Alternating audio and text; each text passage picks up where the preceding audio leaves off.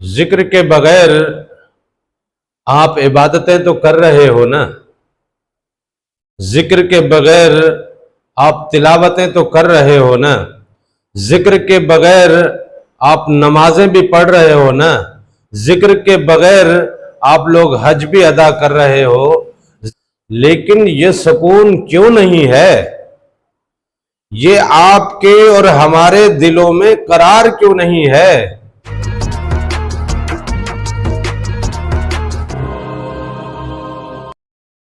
دلوں کا قرار اور سکون جو ہے وہ تو ذکر میں ہے۔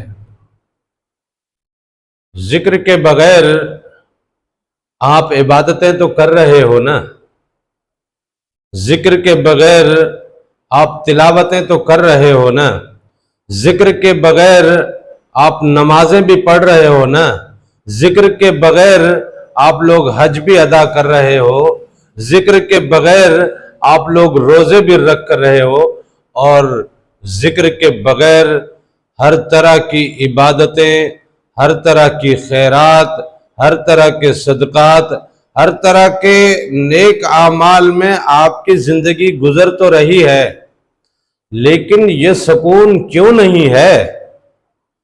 یہ آپ کے اور ہمارے دلوں میں قرار کیوں نہیں ہے؟ ہمارے دل مطمئن کیوں نہیں ہے؟ ہمیں مختلف پریشانیوں نے آخر کیوں گھیر رکھا ہے؟ ہمارے دلوں میں عجیب سے ایک طوفان اٹھتے ہیں، تو آخر کیوں اٹھتے ہیں؟ کیا ہم نمازیں نہیں پڑھ رہے؟ کیا ہم تلاوتیں نہیں کر رہے؟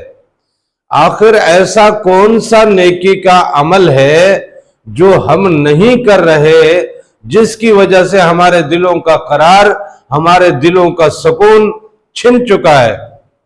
ہم لٹ چکے ہوئے، لٹے ہوئے قافلے، لٹی ہوئی زندگی، لٹے ہوئے معاملات،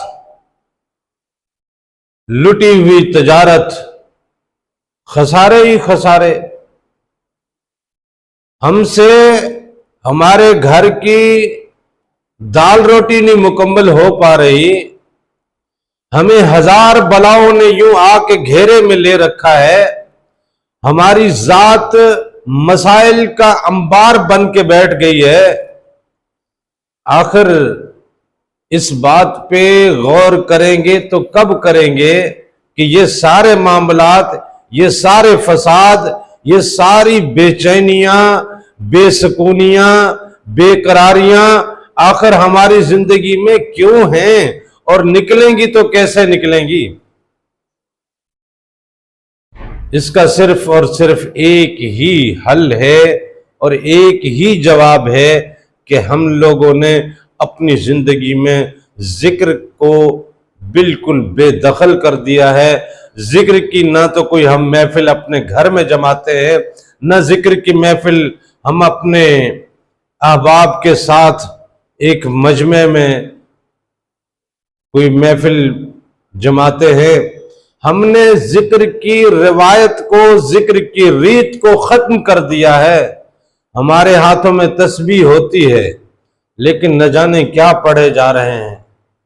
وہ جو ہاتھوں والی تسبیح ٹک ٹک کر رہی ہے، اس پہ جو آپ پڑھ رہے ہو وہ بھی تو آپ کو فائدہ نہیں دے رہا۔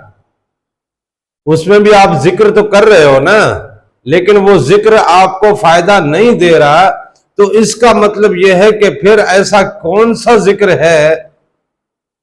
وہ پھر کوئی اور ہی ذکر ہے جس میں دلوں کا قرار ہے، دلوں کا سکون ہے۔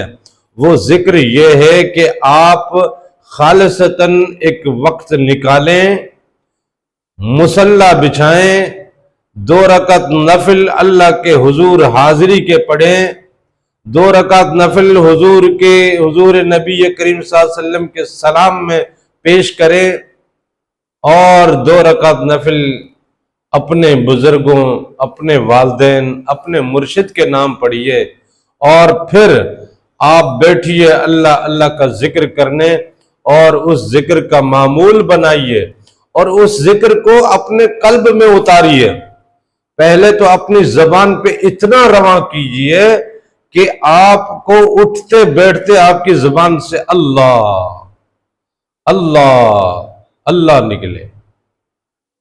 اور یہ اللہ اللہ جب آپ کی زبان پہ بار بار بار بار بار بار آپ کی زبان سے اللہ اللہ کا لفظ نکلتا ہے نا، تو آپ کی زبان دھل جاتی ہے.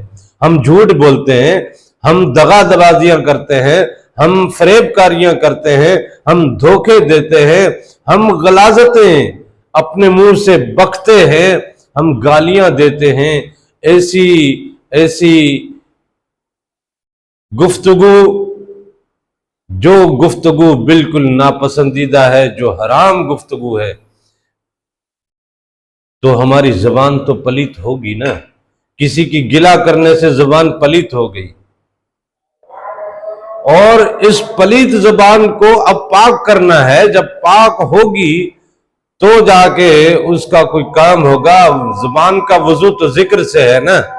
آپ کی زبان میں کا وضو ہو گیا تو یہ زبان کا وضو ہونے کے بعد، زبان کے پاک ہونے کے بعد، اب جو ذکر ہے وہ آپ کے قلب میں اترے گا.